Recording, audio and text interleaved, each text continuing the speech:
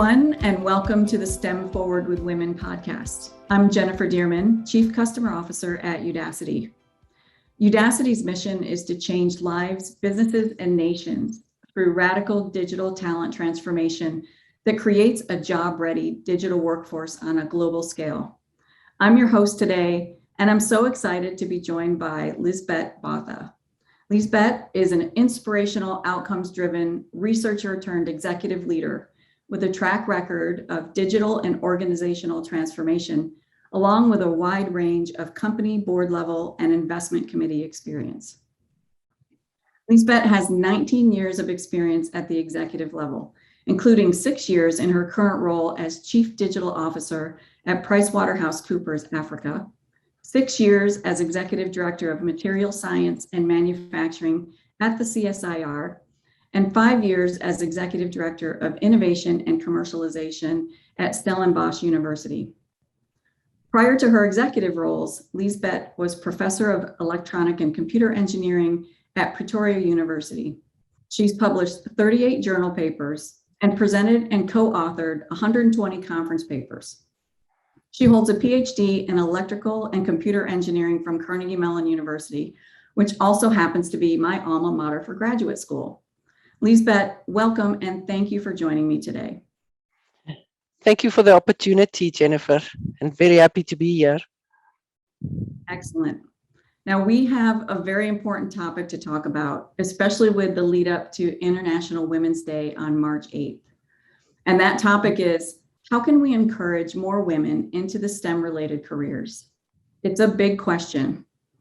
I am super excited to be chatting with you because I know this topic is close to both of our hearts and our respective companies. Last year, Udacity launched a Women in STEM scholarship program designed specifically to advance the STEM careers of women through digital skill attainment.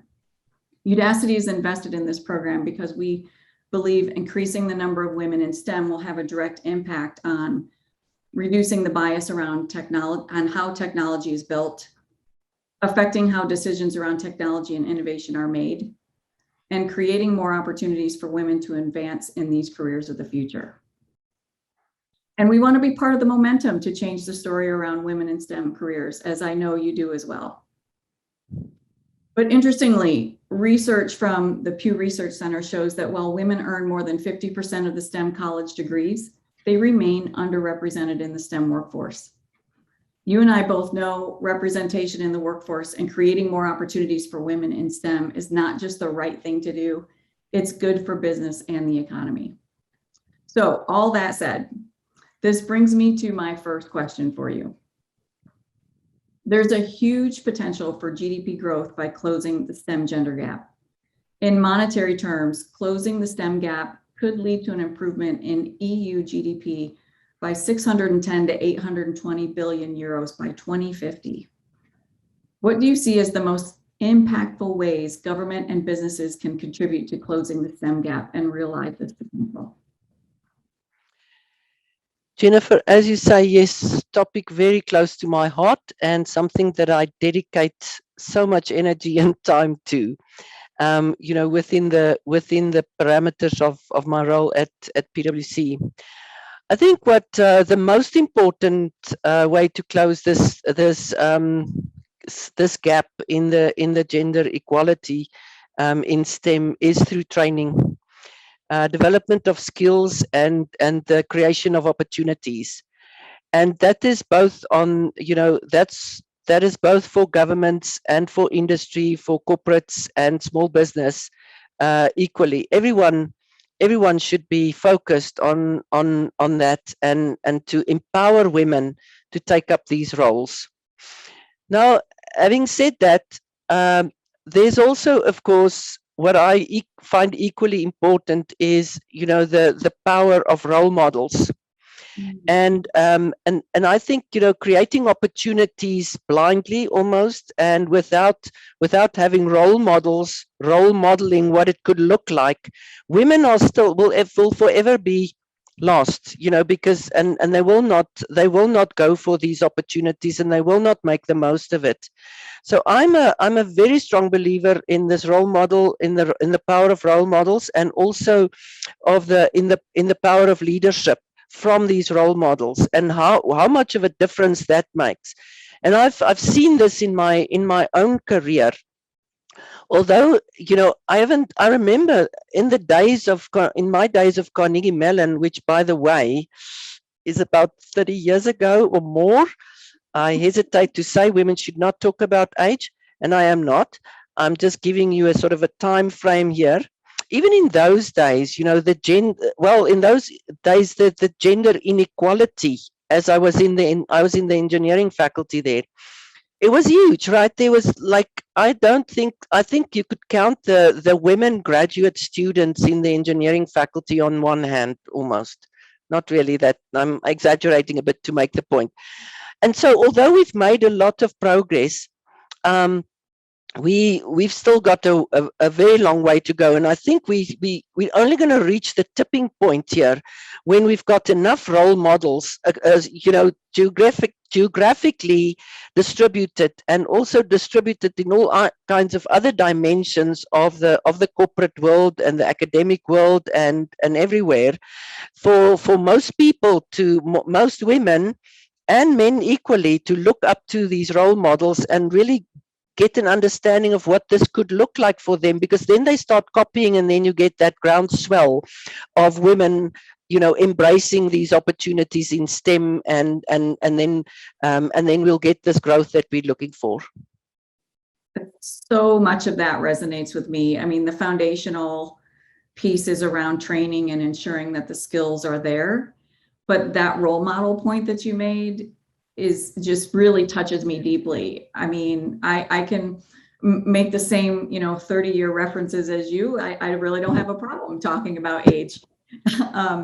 But my entire career has been in the technology space, and I often get that question of who were your role models, or who are your role models? And as I've looked back on my career, there's never really been a female role model. It just wasn't a thing, from the scarcity to just, I don't know, it just wasn't really available. And so I think that we are obligated as women in STEM careers to be that role model and elevate. And to be very visible and vocal about whatever it is we want to be visible and vocal about. We of course don't want negative role models, but we certainly want all kinds of role models, so that we can have a diversity of role models for people to identify with. Whether it's and I've been a role model, I know, to many communities, many minorities, because I always think of myself as an icon of intersectionality, where I've been in the minority in my profession. I'm also now, if I may go be brave, I'm also a white South African, if I may bring race into the conversation, and very cautiously. But and I'm also in a population, so that's a minority of about 5 million in a population of over 50 million in this country. Wow. And then I'm also a part of the LGBT community, and very proudly so.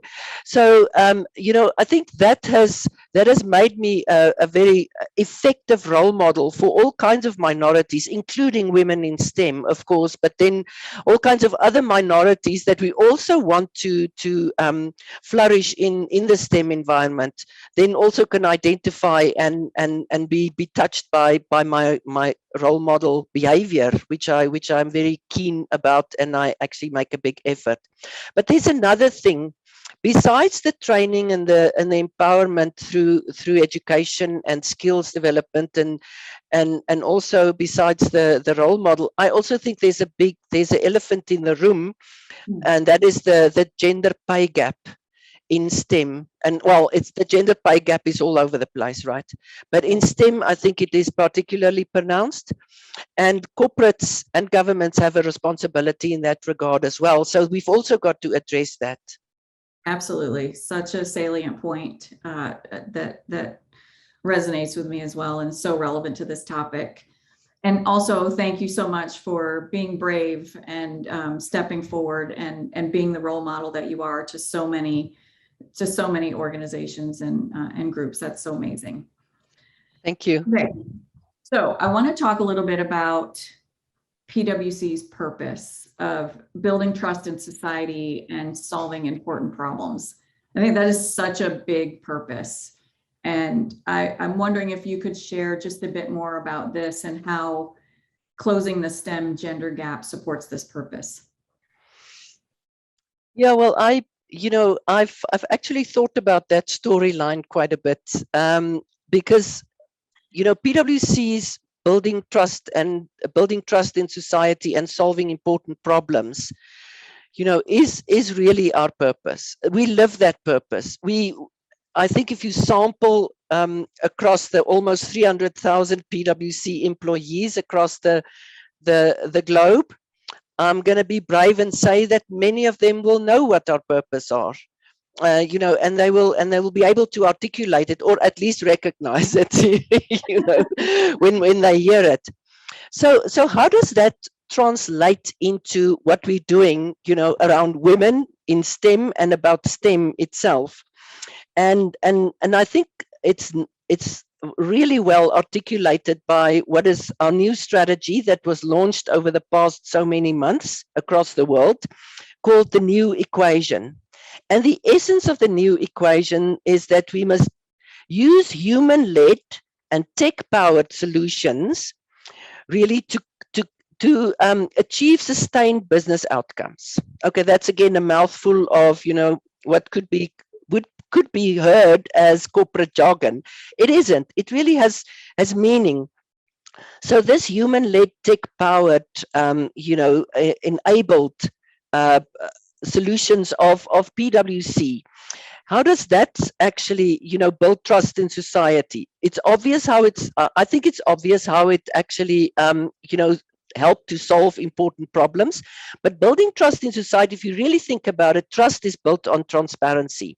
And what does transparency mean in this day and age, and maybe always?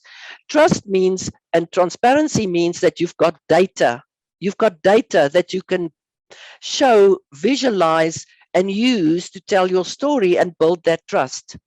And using data, and it's easily said, right? Using data and showing the data and using the data to prove something is only done in this day and age if you master the skills of data acquisition, data processing, data visualization, storytelling with data, and you have the platforms to do that in your organization. And that is exactly the essence of what we are doing with our digital and data upskilling programs in PwC. So you can see how this whole narrative weaves together, from the very, I would say, fuzzy level of building trust in society, all the way through down to the technology. What data platforms, what data software, what skills in technology do people need? And you can bring it right down from the fuzzy descriptions right to where you need to have people on digital and data analytics training programs to empower them to do that and to live the purpose of PwC. Yeah, amazing. I love that description and the connection.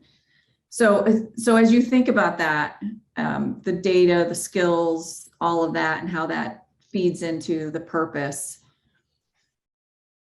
what's your perspective on the Udacity PwC relationship and how we're working together, both in support of your purpose, clearly, but also on closing the STEM gender gap? Well, it is really centered to this very thing, and not only in terms of the skills gap and the women in STEM gap, but it's also there in terms of the role model conversation we had earlier on. So our partnership with Udacity is really where we use the Udacity nano degrees and the excellent bespoke nano degree in business analytics that Udacity has developed with inputs from PwC and in partnership with PwC. That forms the core of our flagship and very high level digital accelerator upskilling program.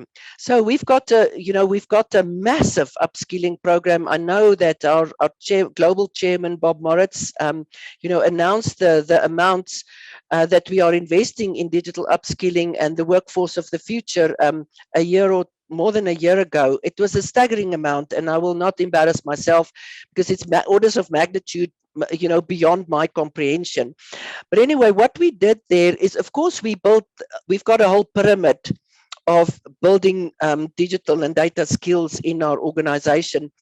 There's the foundational learning that we do with some simple and short online learning. We've got snippets of this and sound bites of that, and then we've got some wonderful apps that's gamified for people to learn, and then we've got academies and etc. But then we've got this flagship digital accelerator program, which is really a select few people that we choose in our business to become digital change agents and really play the mini role of what my role is in PwC Africa, and that is to become the agents of change in wherever they might find them in our professional services business, which of course spans from assurance, audit, risk assurance, consulting, forensic deals, you name it. We do all of those, legal and tax and everything. But then, so they stay in their line of service and in the service they provide to clients, but they become the digital change agents there in the business. So we take them through a really broad spectrum curriculum to prepare them for those roles. But at the essence of that, at the core of that, is the Udacity nano degree, which of course then empowers them on a very technical and digital level, and for data analytics and the rest. And then we package around that all the other softer skills and ancillary skills that they need around change leadership, change management, user-centric thinking, like design thinking, user experience, storytelling, etc. So we build on that core of the Udacity nano degree to deliver well-rounded digital change agents for our business. And so with that is our biggest partnership with Udacity is for the digital accelerator program. And there in that also we try to get the gender balance right, but then on top of that, of course, is this Women in STEM effort and this specific program from Udacity that gave us a nice platform to really just focus on the women and make a significant step in that direction. So that is how Udacity and our partnership fits into this bigger picture of what we're trying to achieve. Yeah, it makes such good sense. And I know I speak for everyone at Udacity when I say that it is truly our honor to be a partner with PwC in your digital accelerator program, and partnering with you on women in STEM initiatives is the cherry on top. And so thank you so much for being such a great partner and including us in these big, ambitious, society changing goals that you have.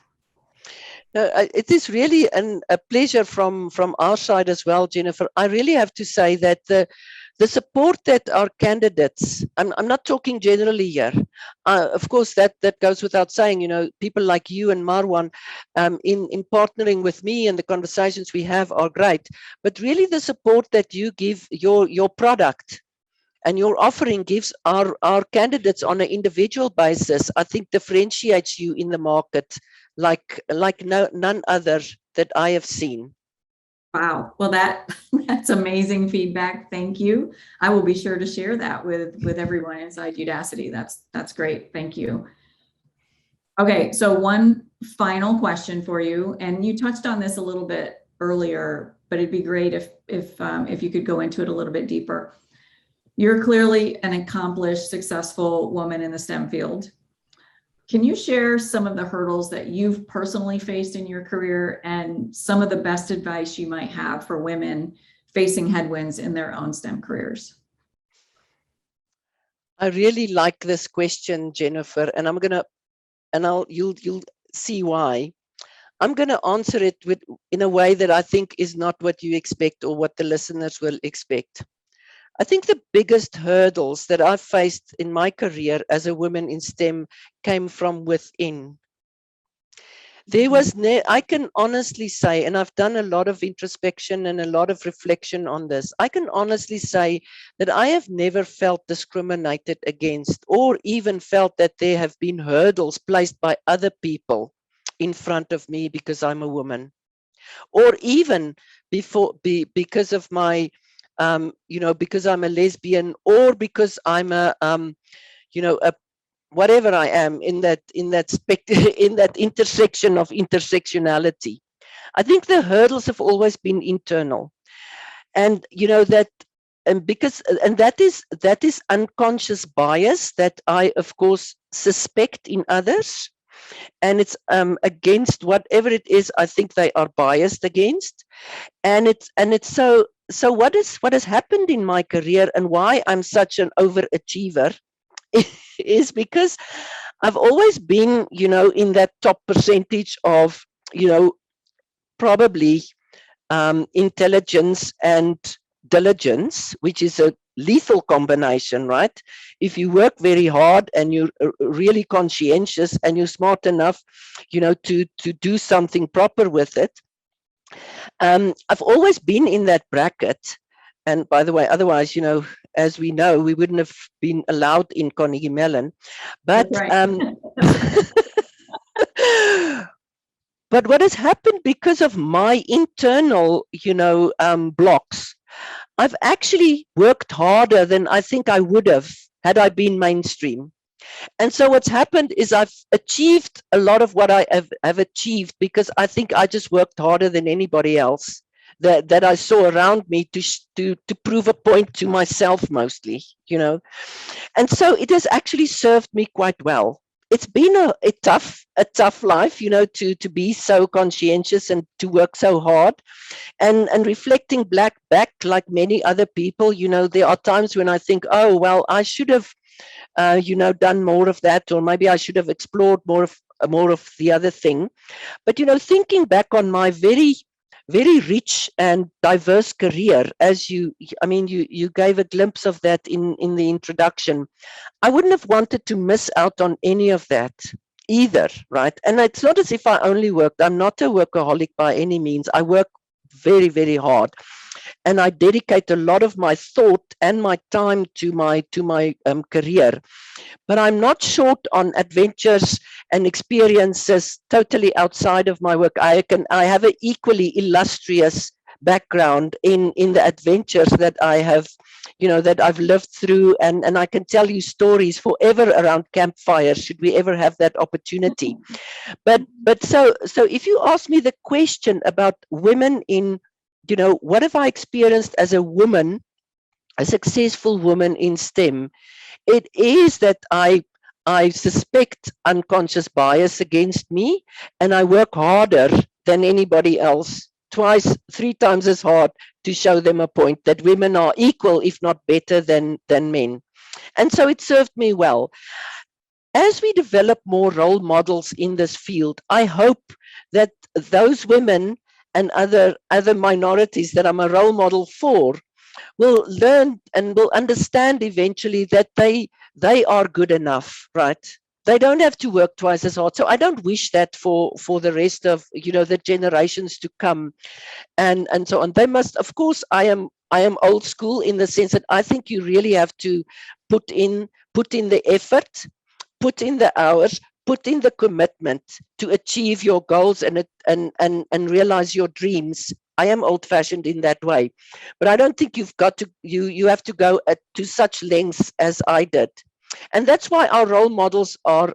That's also what we're there for, is to make life easier for those that come after us.